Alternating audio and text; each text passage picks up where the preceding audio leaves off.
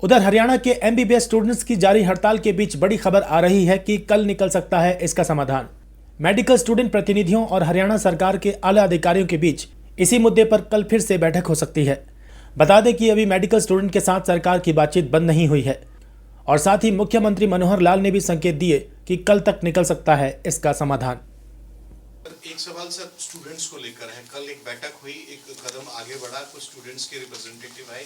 गतिरोध क्या बना रहेगा? क्योंकि अब बात आ चुकी है, जो मरीज इलाज कराने जाते हैं उनका भी इलाज इफेक्ट हो रहा है। सरकार ने एक पॉलिसी बनाई, सरकार ने बता दी, स्टूडेंट्स आए, ये गतिरोध सर टूटेगा कैसे? देखिए, उसमें जो बातें उनको बहुत क्लियर नहीं थी, कल उनको बैठ करके सब बता दिया। हमारे मेडिकल एजुकेशन डिपार्टमेंट के लोग भी थे, प्रिंसिपल सेक्रेटरी मेरे साथ पीएससीएम काम करते हैं, उमाशंकर जी वो थे, और एक एक बात उनको समझा दी गई है कि इसका हेतु कहीं किसी डॉक्टर के परिवार के साथ कोई ऐसा विषय नहीं है जो उनको तंग किया जाए, गरीब परिवार के साथ कोई विषय नहीं है, जो सरकारी नौकरी में जा रहा उसका कोई परेशानी नहीं है, जो नौकरी नहीं कर पा रहा उसके साथ परेशानी नहीं है। केवल कोई व्यक्ति सरकारी नौकरी में मिलने वाले पैसे की बजाय जो चाहता है कि मुझे ज़्यादा पैसा मिले वो सरकारी नौकरी छोड़ के जाएगा, उसी के ऊपर मोटे रूप से लागू है। और ये जो डॉक्टर 2 लाख रुपया, 1.5 लाख रुपया, 2.5 लाख रुपया लेता है, उसी को उसकी किस्त देनी है। लंबा पेड़ इसलिए रखा था कि उनकी किस्त थोड़ा सा कम बने। अगर वो पेड़ को कम करना चाहते तो मैं कम करने में आपत्ति नहीं, लेकिन वही किस्त ज़्यादा हो जाएगी। जहाँ तक बॉन्ड का विषय है, वो हमने 36 करोड़ रुपये का रखा है। 40 लाख रुपये में से 3-3.5 करोड़ रुपये जो लाख करोड़ नहीं 40 लाख रुपया जो उनकी फीस रखी है, उसमें से 3.5 लाख रुपया जो पिछले यानी 4 सालों में जो एज स्टूडेंट वो दे चुके हैं, वो भी उसमें से कम कर दिया है। इंटरेस्ट उनसे लिया नहीं जा रहा है। केवल जब बैंक से पैसा लिया जाएगा after completion of their degree, उसके बाद वो पैसा बैंक से लिया जाएगा। और बैंक इसलिए कि वो लेन देन जो है बैंक के साथ वो करेंगे, सरकार के साथ हम नहीं चाहते। हम चाहते हैं कि जो पैसा हमको आवश्यकता है बैंक से ले लेंगे और वो बैंक से अपना पैसा समय पर देते रहेंगे। 5 साल, 7 साल, 6 साल वो जितना आसानी से दे सकते हैं। कोई जल्दी भी दे देगा तो विषय वहीं ख़त्म हो जाएगा। अगर कोई आदमी कहता कि मैं तो 36.5 लाख रुपया डिग्री समाप्त करते ही तुरंत देना चाहता हूँ, तुरंत दे दे। कोई आदमी आज भी देना चाहे हर साल के लिए, आज दे दे। लेकिन कुल मिलाकर के उसमें कोई बंधन नहीं है। वो तो उतना पीरियड है जितने पीरियड में वो वापस कर सकते हैं, और अगर उससे पहले जाएंगे तो उनको वो पैसा देना पड़ेगा। अगर नहीं जाते हैं तो कोई पैसा देना ही नहीं उनको। कल माने नहीं सर, वो कल नहीं माने नहीं, ऐसा नहीं है। बातचीत अभी चल रही है और उसमें उन्होंने अपनी ओर से कुछ बातें कही हैं, और दूसरा राउंड जो है मुझे लगता है कल जो है 27 तारीख को फिर एक राउंड हो जाएगा और कल शाम तक ये विषय संपन्न होना चाहिए। सर देने जा रहे हैं 29 तारीख से एक बड़ी हेल्थ को लेकर एक और योजना की लॉन्चिंग होने जा रही है। राष्ट्रपति महोदय का भी हरियाणा का दौरा है, तो क्या कुछ खास 29 तारीख को रहने वाला है सर? देखिए, जैसे देश के प्रधानमंत्री जी ने एक आह्वान किया है कि स्वस्थ भारत की ओर हम लोग आगे बढ़ रहे हैं, उसी कड़ी में स्वस्थ हरियाणा ऐसी बहुत योजनाएं जो अब हम लोग आगे बढ़ा रहे हैं। उसके अंदर जैसा हमने हर ज़िले में मेडिकल कॉलेज खोलने की बात की है, ऐसे ही डॉक्टर्स की उपलब्धि हमें हो जाए। इस नाते से डॉक्टर्स भी बड़ी संख्या में हरियाणा सरकार को ही ज्वाइन करें, इस प्रकार की हमने एक अपील जो स्टूडेंट्स डॉक्टर्स हैं उनको भी की है। इसी कड़ी में आयुष्मान भारत जैसा देश में चल रहा है, बहुत परिवार ऐसे हैं, गरीब परिवार, जो उस श्रेणी में आते नहीं हैं, उनको अतिरिक्त योजना बना करके चिरायु हरियाणा, उसके अंतर्गत जो परिवार बच गए हैं जिनकी आय 1,80,000 रुपये वार्षिक से कम है, ऐसे और लगभग 13 लाख परिवार जुड़ जाएंगे, तो इन सब की संख्या 28 लाख परिवारों की हो जाएगी, जो प्रदेश की आबादी का लगभग आधा हिस्सा है। तो इतनी बड़ी योजना हमने इसको चालू किया है। अगले इस 1 महीने में सबके कार्ड बट जाएंगे, और इसी कड़ी के अंदर हर एक नागरिक का जो उसका स्वास्थ्य परीक्षण है वो भी वर्ष में एक बार कम से कम ज़रूर होना चाहिए, ताकि उसके शरीर की कोई व्याधि अगर प्रारंभिक दौर में भी है उसकी भी जानकारी मिल जाए और बीमार होने से वो बचे, समय से उसको इलाज हो सके, मिल सके, उसकी किसी प्रकार की आवश्यकता शरीर की पूरी की जा सके।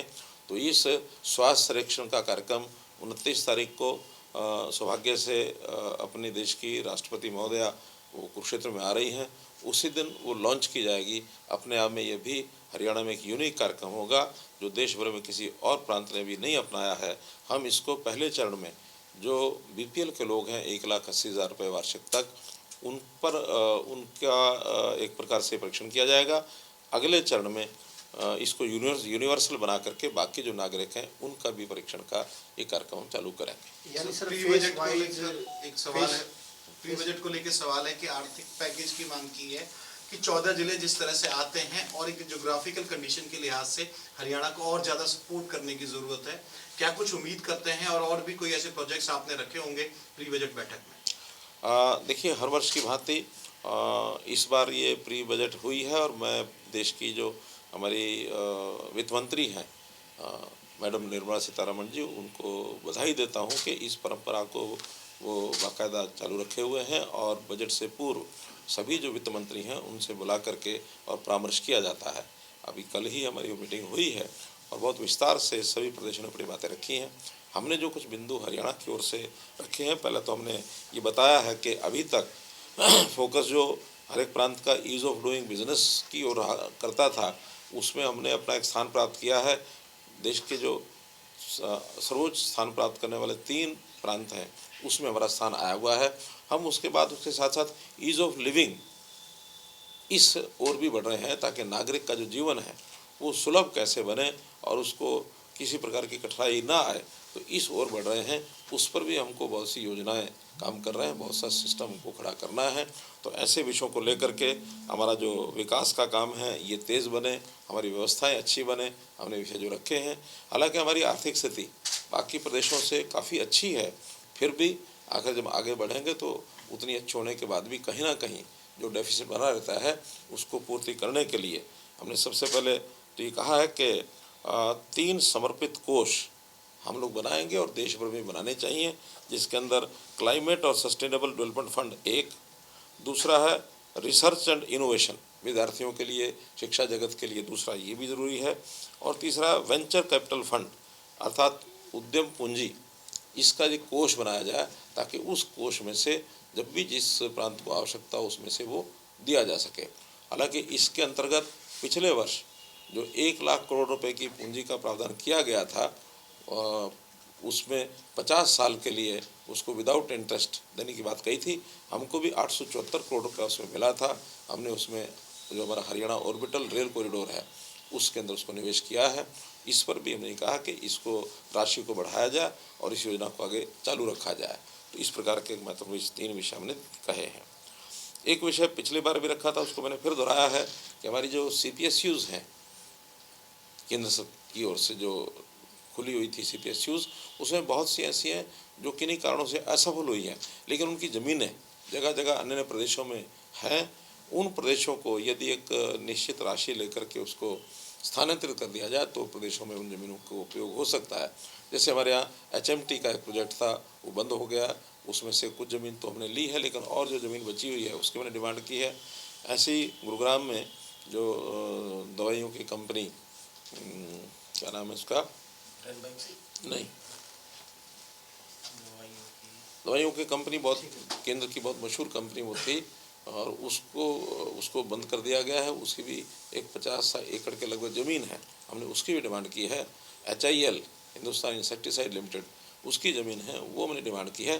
तो एक योग्य राशि लेकर के IDPL जो दवाइयों की कंपनी IDPL और इसकी भी जो HIL की ज़मीन है वो भी हमने डिमांड की है कि अगर हमें मिलती है तो हम उसमें अपने विकास के कार्य कर सकते हैं। इसी प्रकार NCR एरिया में जो इंडस्ट्रीज़ इस समय हैं उनकी जो फ्यूल है, उस फ्यूल के कारण से कोयला आदि जो लाने से प्रदूषण फैलता है, इसको बंद करने के लिए और नेचुरल गैस का प्रयोग ज़्यादा बढ़े, CNG PNG का उपयोग ज़्यादा हो, इस पर हम सब्सिडी दे रहे हैं। तो नेचुरल गैस के ऊपर वैट का 50% दे रहे हैं, उस पर जो कैपिटल इन्वेस्टमेंट है उस पर भी 30% हम उसमें ग्रांट दे रहे हैं। तो ये सारी केंद्र सरकार भी इसमें कुछ योगदान करे ताकि हम NCR एरिया में प्रदूषण को कैसे समाप्त कर सकते हैं।